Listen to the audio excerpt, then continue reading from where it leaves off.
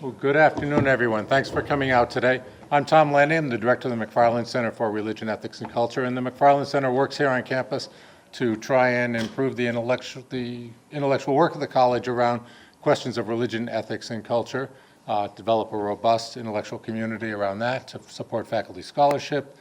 We have projects on Jewish-Christian relations and to help expand global Catholicism. And then we have some great lectures like this one today.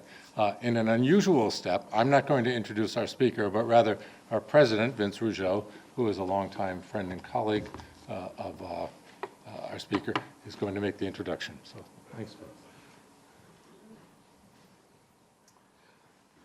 Thanks so much, Tom, and good afternoon, everyone. Yes, I am so thrilled to be with you and to bring my two worlds together, my law school world of pre-Holy Cross and my new wonderful Holy Cross world. And I'm so delighted to introduce our speaker and my dear friend, Professor Ray Madoff. Professor Madoff is one of the country's leading thinkers on trust in the states, charitable giving, and the legal frameworks that shape our civic life. She's also the founding director of the Forum on Philanthropy and the Public Good at Boston College Law School.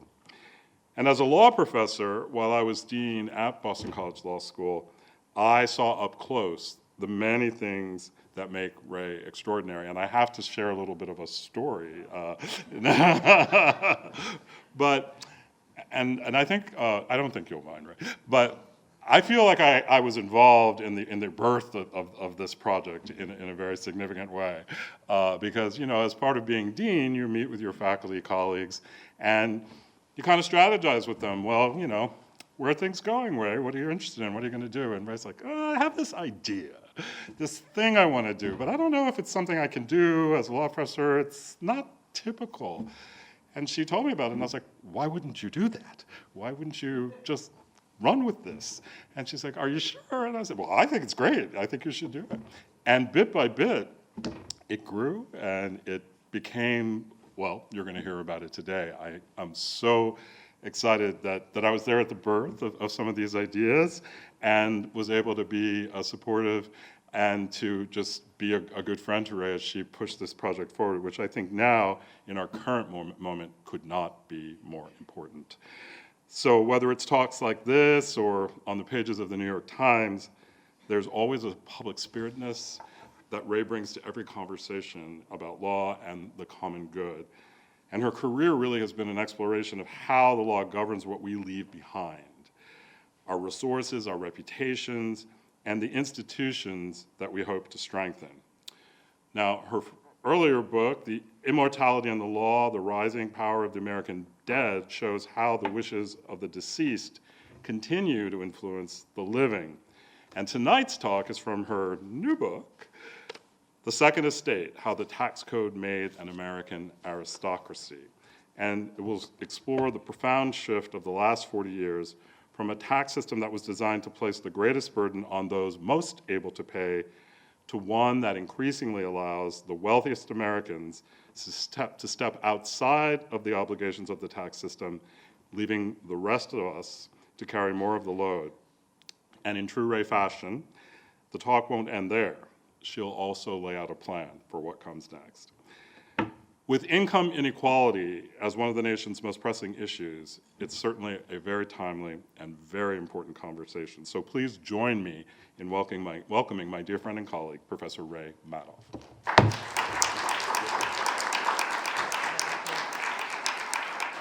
Let me put this on. Thank you so much, everybody. Wait, I don't think I need this, but I'll do this because maybe it's easier to hear. Can you all hear me? Excellent. Okay, first of all, I am thrilled to be here. BC lost two of its finest right here, and they came right to Holy Cross. And through this, I've been following a lot of what goes on here at Holy Cross, and although this is my first time actually on the campus, I am so impressed with all that I have read about and seen and the community and all I've heard. And it's just a great honor for me to be here speaking to all of you tonight. This afternoon, I guess, is still officially what it is. And it's brave of you to come to a a talk with the word tax in it. I realize that. That indeed was one of the big challenges of this project, because the goal of this project was to speak to literally everybody in this room. People who think that they have no interest in taxes, people who think taxes is too boring, it's too many numbers, it's too complicated, it's too tedious, all of these things. And what I want you to leave with this afternoon is a feeling that A, it's not too complicated, B, an understanding of what it is that's going on, and see kind of how all of us have been a bit ripped off by what has happened over the past 40 years, but that there's a path out of it. And so I think that one of the reasons that this has been allowed to occur is because there has been this myth that has been spread around that, like, taxes are not for you. You don't have, yes, you have to file taxes, but when it comes to tax policy, it's not for regular people to consider. But what I want you to see is how taxes are critically important to people's day-to-day lives. First, in terms of the fact that it imposes tremendous burdens on people, which can really affect their ability to live the lives that they want to live, but also in the ways when it doesn't impose burdens on the richest Americans, how it supercharges their power in ways that often do not work so well for the rest of us. So that's kind of the broad topic about this. Okay. We've got some slides, and because I'm a law professor, I always have to resist the urge to call on people, but I not always can resist the urge, so you'll see. We'll see what happens. Okay, so am I holding, I think I might be holding this the wrong way. Am I holding it the right? How do I get this to work? Any ideas? Yeah. I have it turned, oh, it wasn't turned on. Oh, thank you. Okay. Okay, I want to start a little bit about the title. Let me tell you. This was not my choice of title. I had as my title something like, when I put my book proposal after the conversations with Vince, then I eventually wrote a book proposal, and that my proposal at the time was a title like, Why You Pay More Taxes Than Billionaires. And I thought it was a pretty good title. My editor, who said he wanted to publish this book, he said, yeah, but he goes, I'm not using that title. Matter of fact, I will not publish your book if you insist on using that title. So I'm like, all right, I won't use that title. And then he said, furthermore, I think we should use the title, The Second Estate, How the Tax Code Made an American Aristocracy. And I'm like, okay, there's no way I am going to use that title.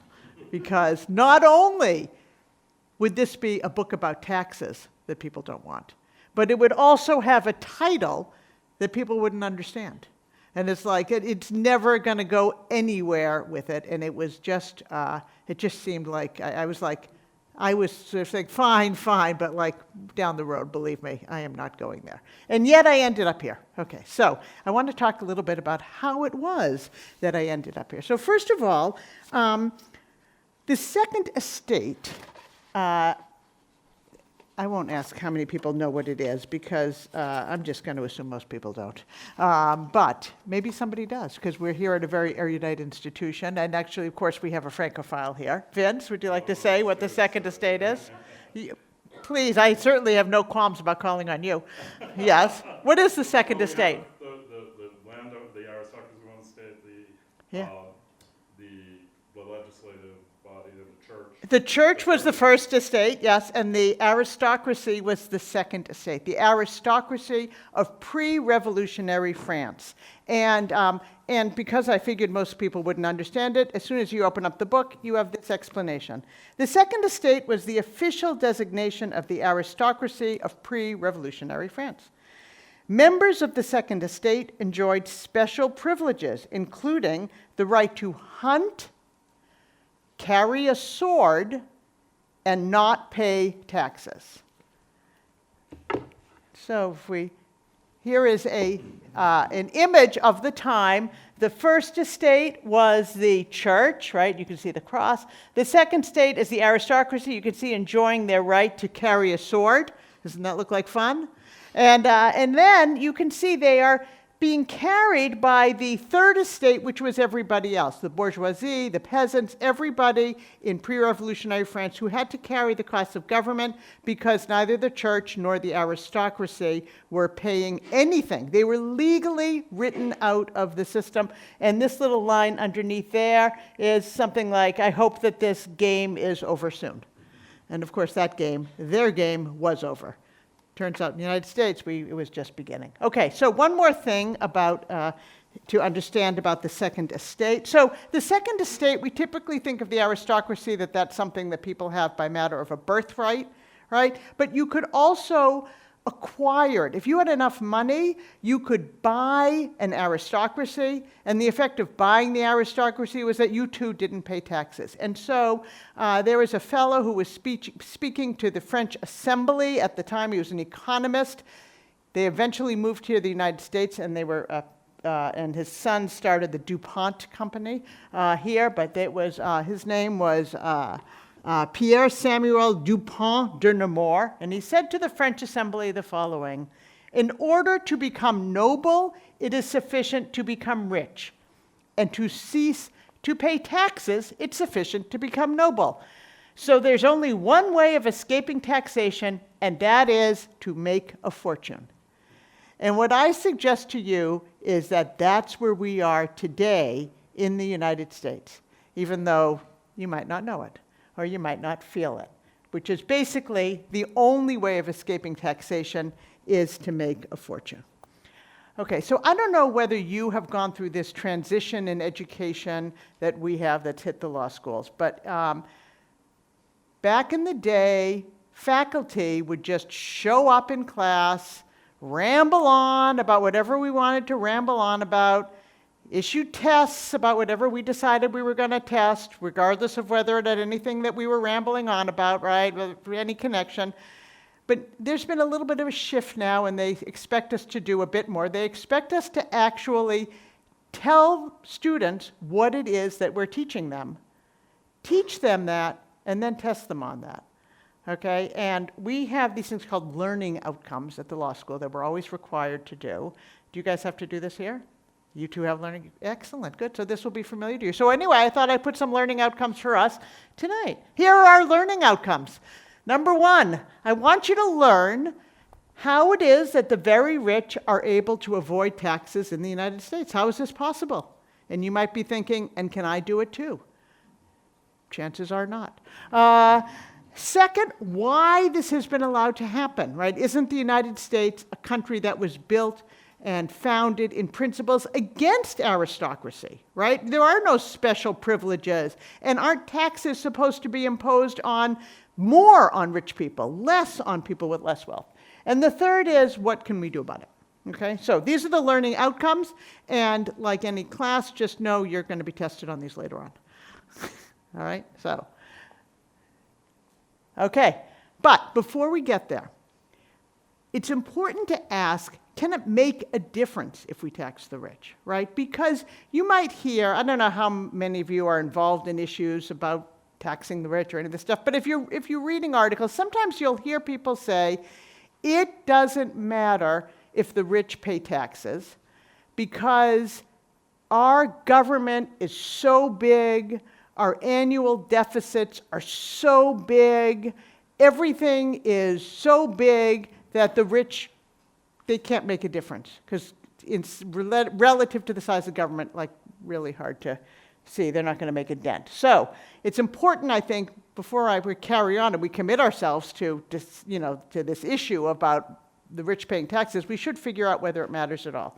So I want to get us started by giving us some numbers to ground us. Okay, so in 2024, the government spent $7 trillion on everything, right? All national defense and Social Security and the buildings and courts and everything that the federal government pays for, they spent $7 trillion. We only raised $5 trillion, however, in taxes. This was from corporate taxes, individual taxes, payroll taxes, tariffs, fees at the national parks, right? All the sources of revenue, it was just $5 trillion. So we had a $2 trillion shortfall, we call it the deficit. And what happens to that deficit? Anybody know what happens to the deficit? Yes? What? Yeah, it gets added to the national debt. We all pay interest on it. Right now, do you want to know what in so now you see these numbers, 7 trillion, 5 trillion, 2 trillion of the deficit was in 2024. We spent $7 trillion in government revenue and took in 5 trillion in 2024. This year, we are paying in interest on the national debt $1 trillion. This growing debt is eating up, it's killing us, right? We have to spend so much money just to pay interest, not even to pay it down. So these deficits are a bit of a problem, all right?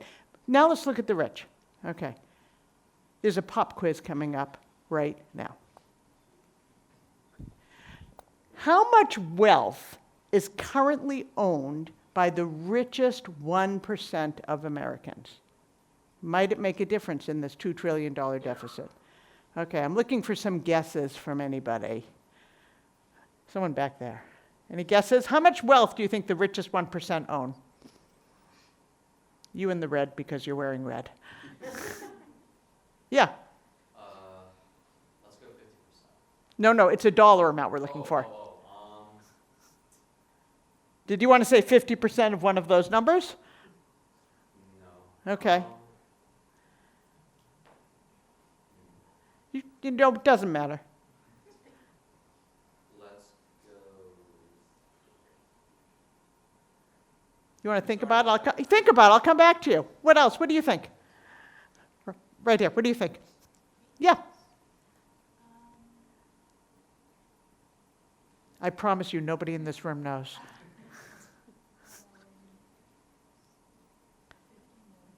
50 million. That's a good number. Yeah. Do you want to come back with your number? Yeah. Sure. Let's go 3 trillion. 3 trillion. Vince, you want to add a number? I was going to say 2 trillion. 2 trillion. Heather? 5 trillion. Okay, ooh, getting up there, getting up there.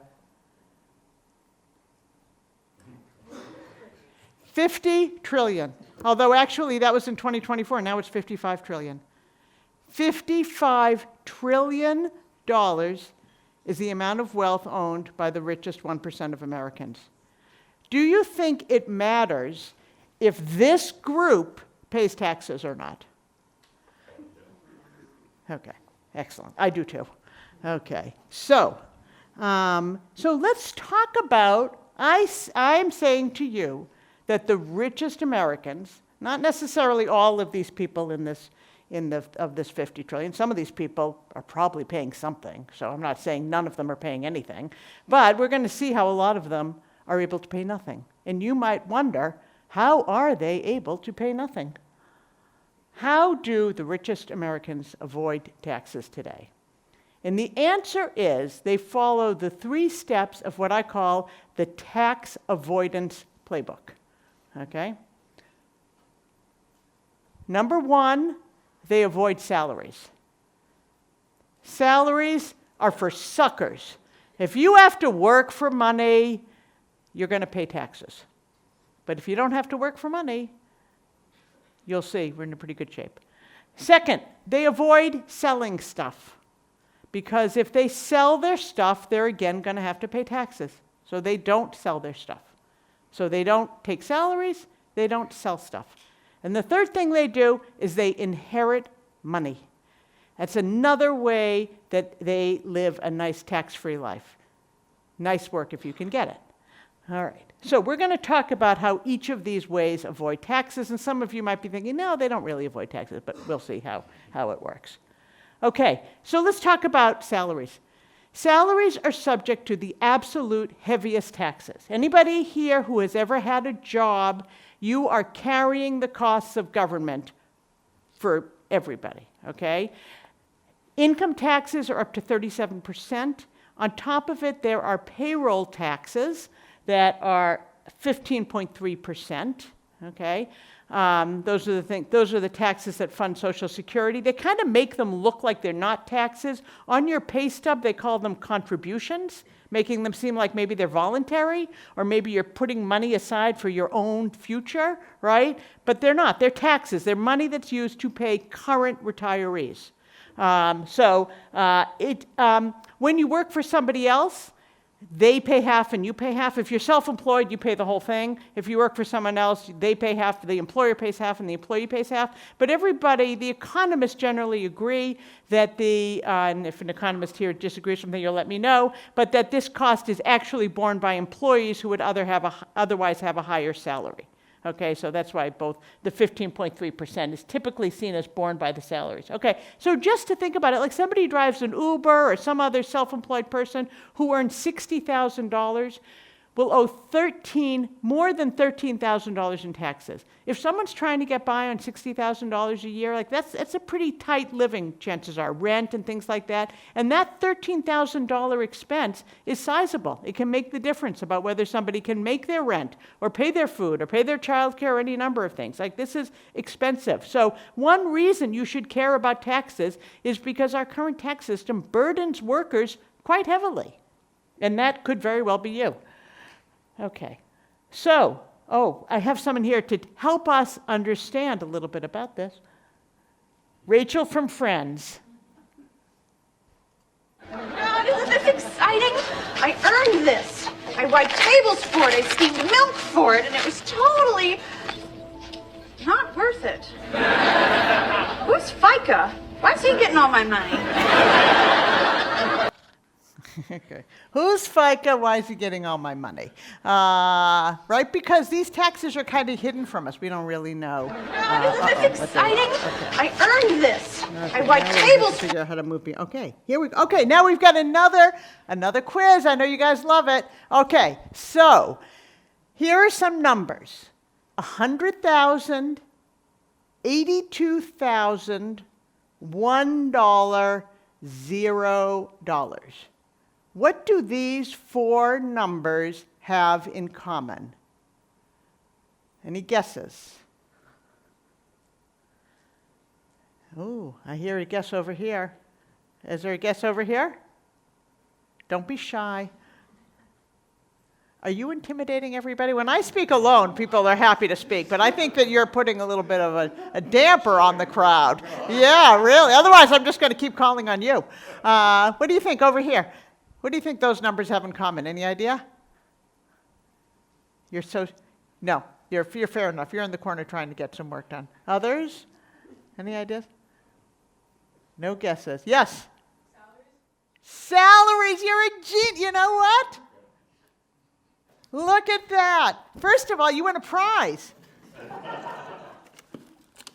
Whoa, don't mind me. I just dropped this. Okay, so let me tell you, you have won the prize. First of all, these are the salaries of the richest Americans. Before I do that, though, I'm going to give the prize to, what's your name? Corinne. Corinne's a genius. So this chart that we saw before, when I was talking to a journalist about this data, she said to me, this has to be on billboards, basically, so that the public sees. But, I'm just a law professor, so I can't put it on billboards, but I could put it on mugs. So, Corinne, I have a mug for you.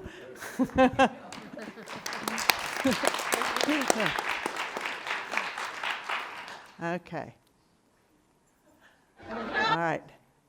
Yes, Corinne is absolutely right. So 100,000, Warren Buffett, the greatest stock picker of all time, he gets $100,000 salary and bonus combined. And he actually takes a little bit less because he kicks back some money because he says sometimes he uses his office for personal use and therefore he should pay the company for that. So he actually gets a little under $100,000. Has never taken, this is both salary and bonus. Jeff Bezos, every year, year in, year out, $82,000, an amount that was low enough to enable him to take the child tax credit, which he did. So that's Jeff Bezos. $1 a year, guys. Mark Zuckerberg, Larry Ellison, Sergey Brin, and others, right? And Elon Musk, he took a salary of 0, a salary that was so low that the California Fair Labor and Standards Act went after Tesla and said, you got to pay this guy something. He's not even making a fair wage. So they had to pay him, what, $100 trillion or something? In any event, okay, so that is the first way that the richest Americans avoid taxes, right? Because salaries are for suckers. They do not take salaries. Now, maybe some of you are worrying about these low salary workers. How are they going to get by, these low salary workers? Right? Because they're hardly getting anything. $1 a year, no money, even $82,000 seems a little hard to have a Venice wedding on, doesn't it? Okay. Look at what has happened in the value of their stock since 2023. Warren Buffett's stock, just since 2023, has grown by $50 billion. Jeff Bezos, $100 billion. Mark Zuckerberg, $150 billion. Elon Musk, $600 billion. This is before he gets his $1 trillion payout. He now already has $777 billion. Okay? So, we do not have to worry about the fact that they are not taking salaries because they have growing value of their stock. Sometimes these big numbers, one of the other, I was talking about some of the challenges of these books, right? Some of the reasons that when I talked to Vince, I'm like, okay, this might be like a crazy idea to write a book about taxes for the general public, like already, and then my editor's like, you're going to call it the second estate. Like, oh my God, this is a problem, that's a problem. Another problem is this problem of large numbers, right? Large numbers, at least for me and maybe for many of you, kind of all sound the same, right? 1 million, 1 billion, 1 trillion. Do we really know the difference? Are they that different? So that was sort of one of the challenges also of writing a book. How do you make these numbers make sense? So I turned to actually a Massachusetts native. And do any of you know the comedian Gary Gulman? What? Yeah, at least one does. Okay, so Gary Gulman's a comedian, very funny. I highly recommend you listen to anything that he does. But he's quoted in the book because several years ago he did a thing about Bill Gates and actually Donald Trump, was before Donald Trump ran for president. It was like back in 2011, 2012. And he talked about what did it mean for Bill Gates to own $59 billion. I mean, now that looks like pittance to this. But, $59 billion. He was like, wow, that's a big number.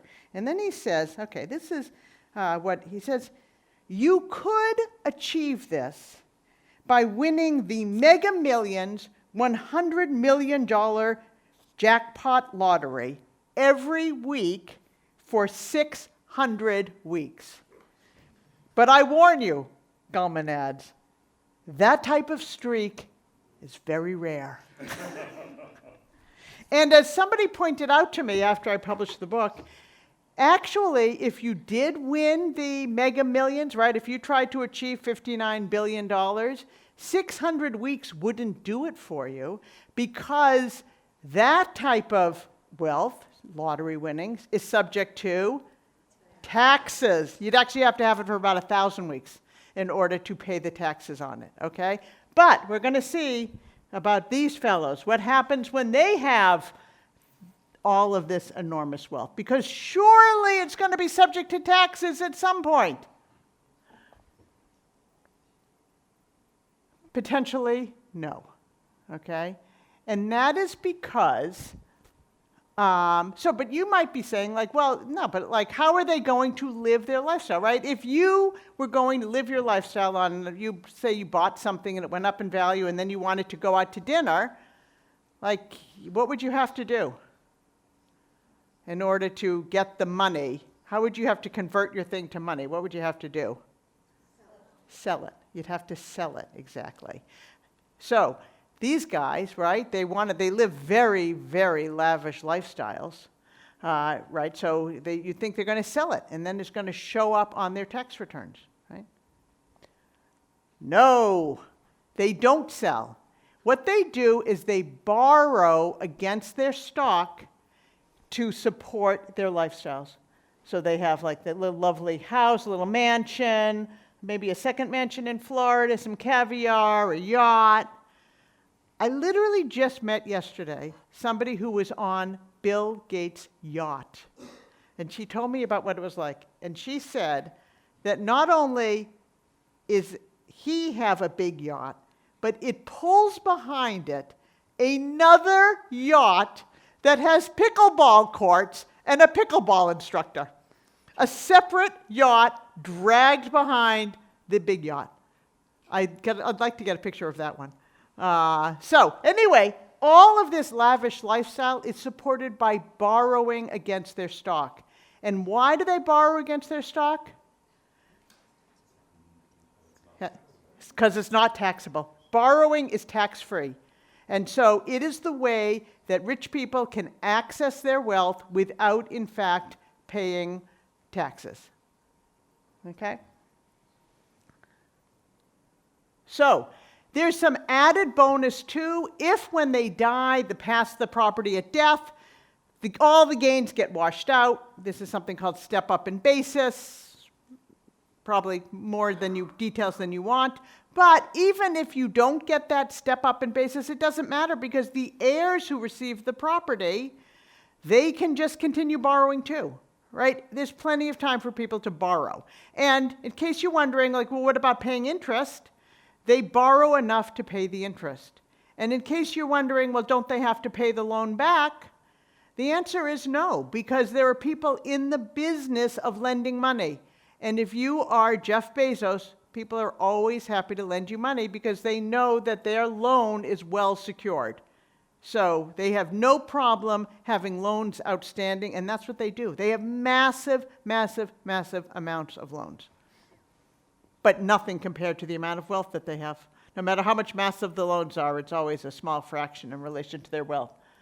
Okay, last thing, inheriting wealth. Even better than it sounds. Now we're going to go, okay, just bear with me. So I was a tax lawyer.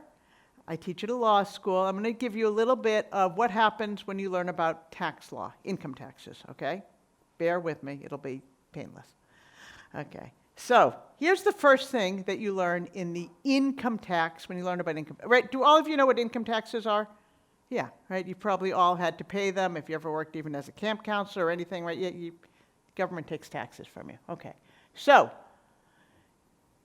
the first rule is Section 61, Internal Revenue Code, Section 61. And it starts with this phrase, gross income. That's the stuff that's subject to tax, gross income.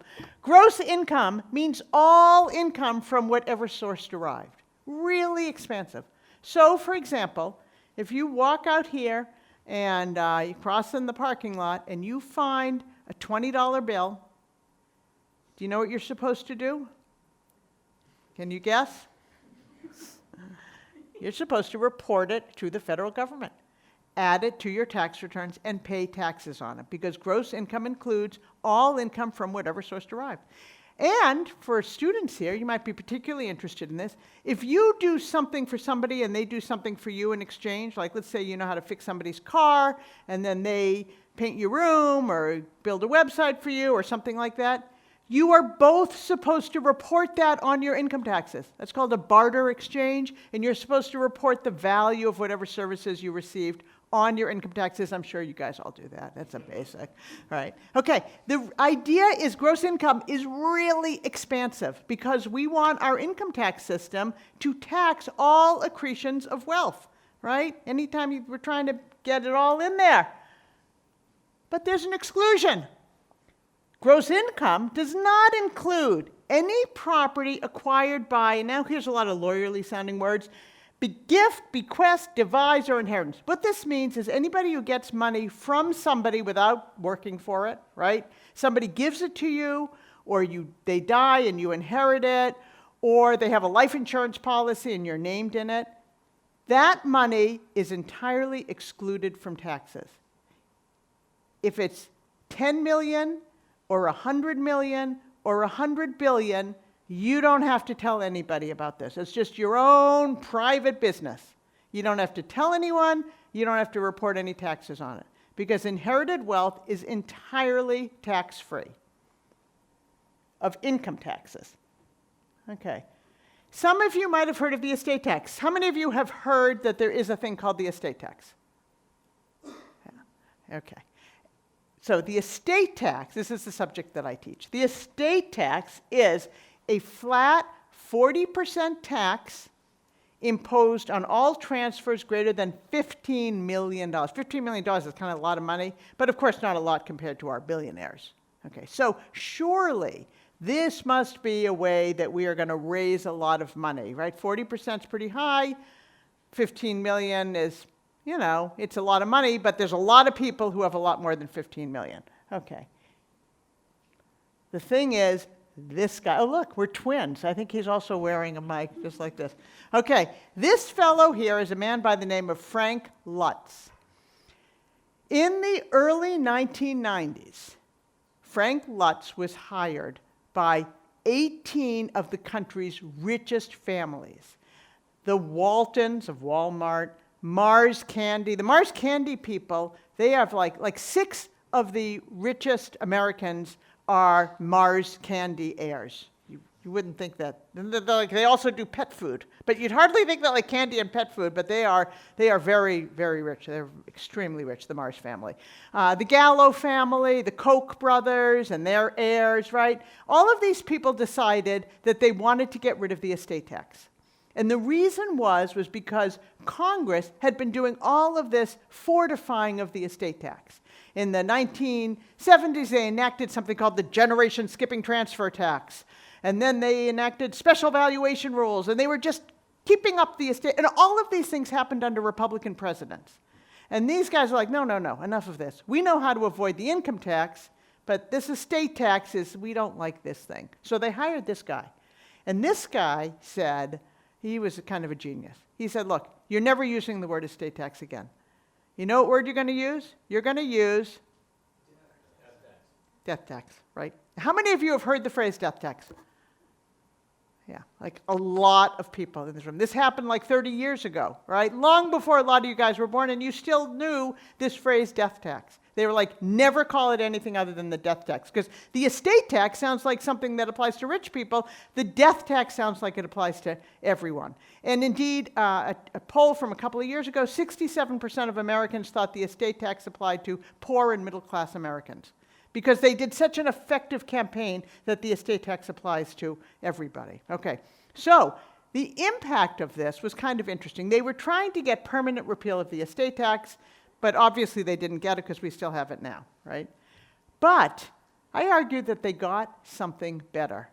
Because if they actually repealed the estate tax, right, if we didn't have an estate tax, then how do you think the country would feel about the fact that people being given $100 billion pay no taxes at all when they receive it, but somebody earning $60,000 has to give away almost like 15, 20% of it, right? I mean, you would think like nobody would let that stand, right? And so what I think is that the estate tax has become let me step back a step here. So the estate tax actually provides value for the richest Americans right now, right? Because it provides cover for them, making us think, well, we don't have to worry about them in the income tax system because we got this estate tax thing going on. Okay, but what happened is that this guy was so effective in the campaign in turning the public against the estate tax that both Republicans and Democrats stopped keeping up with closing loopholes. So taxes, if you don't keep up closing loopholes, they just get filled with loopholes. And this is what's happened to the estate tax. The last provision, the last time Congress closed a loophole in the estate tax was 1990, 35 years ago. Since then, Congress has engaged in complete quiet quitting. They're like, oh, the estate tax, no, not us. That's too unpopular. We're not going to touch it. And as a result, the tax is a tax in name only. And here is a statistic to help us think about it. So it's supposed to apply to the richest 1%, all their transfers. Right? They're not all dying and giving away everything every year, but still, just to get a sense of the magnitude. 2024, the wealthiest 1% own $50 trillion. The estate and gift tax, which is supposed to apply to all transfers of that wealth, raised $30 billion. By the way, that's an amount that Elon Musk has both earned and lost in a single day. That is not 1%, not 1/2 of 1%, but about 1/2 of 1%, small. Tiny, tiny number, okay? The estate tax is doing nothing. It raises less than 1/2 of 1% of our income. Okay, so here's the time in class. You know how like you take your class and you learn the stuff along the way, and then maybe you're thinking like, what was I supposed to know? And then the professor holds a review session, right? Here it is, okay. In short, taken together, the richest Americans today are able to avoid income taxes by avoiding taxable income. They don't take salaries, they don't sell their property, they borrow instead. And they avoid estate taxes using the many, many loopholes that Congress has refused to close. Okay? Everybody get this? You ready for the test when you go ready to take this out into the world, when people want to know how is it the rich avoid taxes? Okay, and then let's say you were to go out to the world and say, hey, I just went to this lecture, it was super interesting, and, in case you're wondering what your line is, and I learned that the richest Americans aren't paying taxes. Somebody might come back to you with this statistic. Okay, so, why has this been allowed to happen? I suggest it's because of powerful myths about who does and doesn't pay taxes. And whenever there is some proposal to tax rich people, the Wall Street Journal, which is a very conservative paper, comes out with, they publish this statistic. And this is what I call the misleading statistic that saves the rich. The top 1% of income earners pay 40% of all income taxes, and 40% of all Americans pay no taxes at all. Okay, what are you going to say to the person who says to you, well, you know, you went to that stupid lecture, and she said that they don't pay taxes, but the top 1% pay 40% of the taxes? Anybody see what you could say to that person? Yes? Ah, exactly. And is Jeff Bezos in the top 1% of income earners? No. No, he's probably in the 40% of non-payers. They're focusing on income earners, and that's the thing that's going on. And maybe it's because of the whole campaign about the 1%, right? That there was a blending. We thought that the 1% income earners and the 1% ultra-rich people were the same, but they're really quite different. High-income earners are indeed paying all the taxes, and they're high. They are high taxes. And, oh, by the way, this other thing, 40% of Americans pay no income taxes at all. Anybody have any, when they say, what about those people, they're takers, not makers, do you have anything to say about those people that pay no income taxes at all? What would you say to push back? Yes. What's that? They pay payroll taxes. And are those significant? Yeah, 15.3%, starting at $1. Payroll taxes start at the very first dollar you earn, unlike income taxes, which don't. Okay? So, this is baloney. And when somebody says this to you, and I guarantee they will, I guarantee if you go out in the world and you talk to, say, 3 people and you say this, somebody is going to say this statistic. No, I heard it. Richest 1% are paying 40% of the taxes. 40% are paying none at all. Right? You have this to respond to them, okay? Promise me that you have this to respond to them. Excellent. All right. All right. You already got all this stuff. Okay. All right. What is to be done? First of all, I want to start quickly with 3 proposals that concern me. Increase tax rates on high earners. Okay, you guys have this. Why do I think? Sometimes you hear this. We have to raise taxes on high earners. Is that the problem? No. High earners are already paying the taxes. So, like, don't let anybody tell you that that's the solution. Like, sometimes they'll say, we got to go back to the tax rates of the 1970s when the richest 1% paid 90% of the taxes. That's stupid talk. Don't listen to that. Okay. All right. Fix the estate tax. How likely are we to fix the estate tax? Right? This is not happening. I was just speaking to a congressperson and a congressman and he was saying, I got my own proposals. I think we should fix the estate tax. I'm like, do you have any idea what fixing the estate tax entails? He's like, no.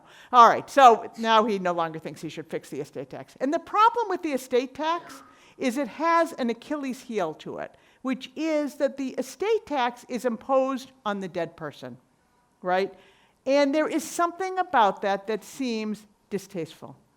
And for some people, it really will be a double tax, right? If somebody earns a lot of income during their lives, they've paid a lot of taxes, and now they're dead, and now you're going to kick them when they're dead, right? You're going to have another tax. Like, you know, that it's no wonder the public kind of turned against it. And there was a lot of confusion about what was happening on the other side. What's happening with the rich heirs? Like, a lot of Americans don't know about that rule about the rich heirs. Fixing, I think that we can't really fix the estate tax, both because it's too filled with loopholes and also because it has this Achilles heel that makes it kind of unpopular. Third one, wealth taxes. How many of you have been hearing about California imposing wealth taxes, or Bernie Sanders wanting to impose taxes, or Elizabeth Warren wanting tax? Wealth taxes are taxes that would they seem like they'd be a great idea, right? They're like a tax on all that enormous wealth, right? These huge numbers, and we're just going to slap on a 2% annual tax, or California has a 5% tax. The problem is, and we can talk more about this at any other time, but it's a tax. It makes sense if it were actually workable. But if you think about what it would involve to actually impose a tax like that, particularly for a state, right? Even think about your own lives, okay? And you probably have a little less than 100 billionaires. If you had to tally up every single thing you owned and report it to the government and get a value on it, right? That would probably feel both personally invasive, annoyingly difficult to evaluate, to value things that don't have a ready market value, right? And another concern that I have is that it would cause, the reason we can put these numbers up here for these guys is because they have publicly traded stock, right? So we can see what the value is. But a lot of rich people don't have publicly traded stock. They have private investments that we don't know what the heck they are. Very, very complicated. And basically, the impact of a wealth tax would be to encourage rich people to get rid of their easy-to-value publicly traded stock and move into private money. And what do you think that would do to the stock market if a lot of very rich people got rid of their publicly traded stock? Would the stock market go up? No, other direction, right? So I think it's real problems. Okay, what do I think we should do? First of all, that issue about that we never tax investment gains. In Canada, they have a rule. It's not just selling. It's whenever you give up the property. Whenever you gift the property or you die holding the property, the gains are tallied then. And I think that we should not have a rule that say gains are never taxed. We should adopt this rule that has been working very well in Canada and has been proposed by this unlikely pair, Barack Obama and Richard Nixon. Together again on that tax proposal. And I think the other is to treat inheritances as part of the income tax system. We can decide how much we want to preference inheritances. Maybe we want to say everybody can inherit $1 million tax-free or $2 million tax-free. But at some point, inheritances should just be taxed as ordinary income, the same as money found on the street or your barter exchange or lottery winnings or something like that. Okay? That's it. Thank you so much, everybody. Questions, comments?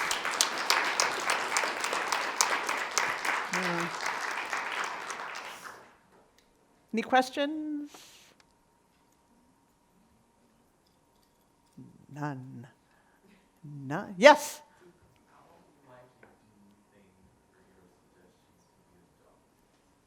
Okay, well, first of all, I have to tell you I'm a bit of an incorrigible optimist, so you'll have to take that as a will, okay? But honestly, I think that this problem of the wealthy has become so acute, right? We are all, and particularly now that our wealthy, there was a period, you guys are kind of young, you might not remember this, where we all thought our wealthy were like super great, like, oh wow, thank you Jeff Bezos for buying the Washington Post and keeping it so great, right? And now they're looking slightly less great, I think a lot of people might feel. And so I think that our view of the wealthy, and they're getting very involved, they're getting very politically involved, they're throwing their power around in very explicit ways, and I think people don't like it. And so I think that there is actually a movement against it, and that's one of the reasons why we see these wealth taxes. The other thing is that there's a growing awareness that the richest Americans are not paying taxes, and that is really unfair. Why should all the rest of us who work have to be giving the government like 55% of our money in the case of high earners, and and these other guys just, oh no, we don't want to pay taxes, we're just going to let it grow. Do you remember when Elon Musk posted on Twitter, should I pay taxes? Remember this? He had some stock options. Should I pay taxes, everybody? What do you think? Like, is that a question you can ask? Can you ask, like, hey friends, should I pay taxes or not? No, you don't get to decide if you want to pay taxes. You have to pay taxes. They should have to pay taxes too. And I do see that this propensity now with the wealth taxes, I think that there has been a movement, and we have all seen pendulum swing, and I think that this is a pendulum that has reached plenty high, and so I think that I am actually optimistic that there will be reforms. Take it for what you will, though. Any other questions? Yes? State tax codes, are they Yeah. simply exacerbating what's there? Just take my taxes. Yeah. So states are really in a tough, right, states are really in a tough situation, right? California is in a, how many of you have heard that California wants to impose a 5% wealth tax on its billionaires, and they're going to have a referendum on it? And then all the billionaires are like, you can't do that, and we're going to leave, and anyway, it's a big issue. But the problem with states is they have to really piggyback generally on the federal government, and they have really been hampered by their ability to raise money from wealthy people because people can move around a lot. And so a lot of states try to impose higher taxes. Massachusetts has the millionaire's tax, right? But people do leave the state. I know that people who are proponents of it say, no, people aren't leaving the state. But I mean, if you look at the numbers, you look at California and Massachusetts, we're all losing residents, and places like Texas is all gaining residents. And I do think that's a problem. New Hampshire, people open, someone has to decide about whether they're going to open a business in New Hampshire or Massachusetts, and I think they should do Massachusetts, but lots of people choose New Hampshire because of the more favorable taxes. So I think states are very limited in their capacity to raise money under our current system. They used to have an easier time when the federal government offered full credits for the estate tax and the income taxes. That enabled states to raise money without people complaining about it, but there's been a movement away from that. So, yes? Can you go back to your recommendation? I just want to make sure. So the taxing investment gains, are there any loopholes, like if they were borrowing their...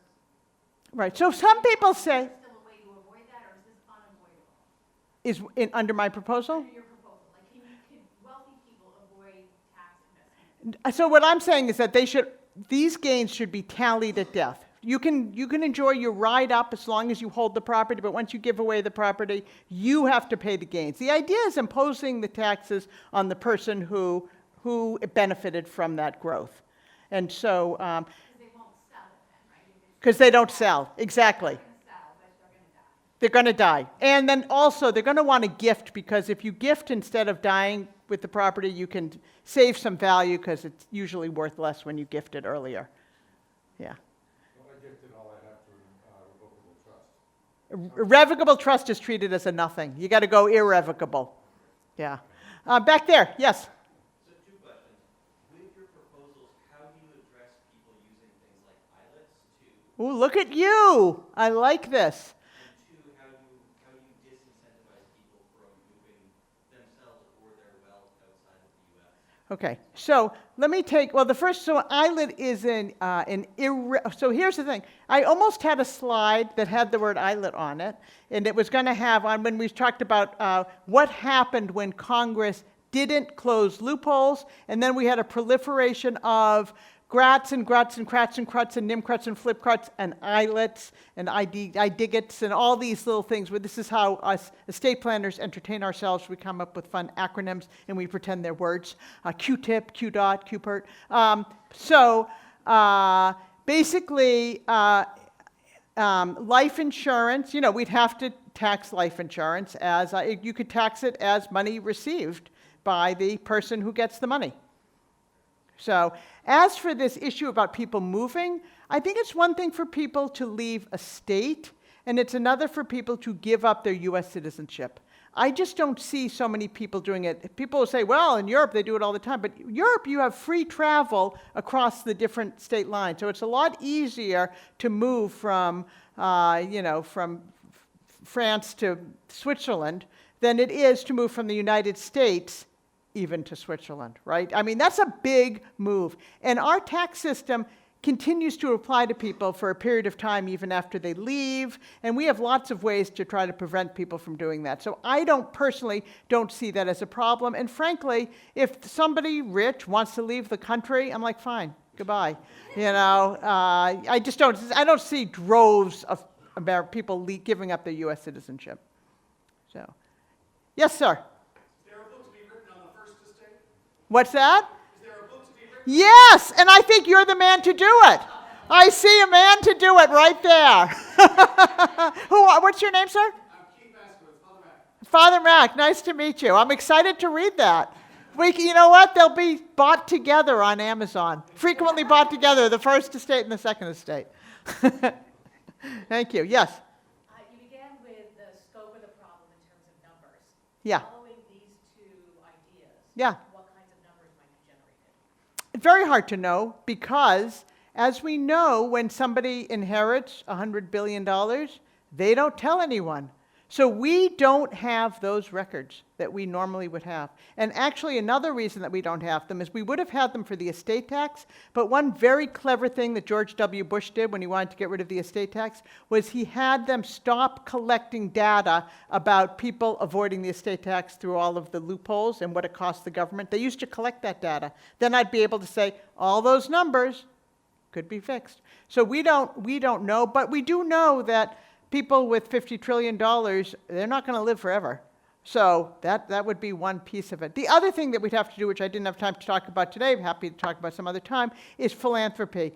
Under our current rules, we give extraordinary benefits to the wealthiest Americans, and we have no assurances that those funds will ever be available for public use. So those rules would also need to be fixed. Yeah. Others? All right. Well, thank you so much, everybody. It's wonderful talking with all of you. Thank you.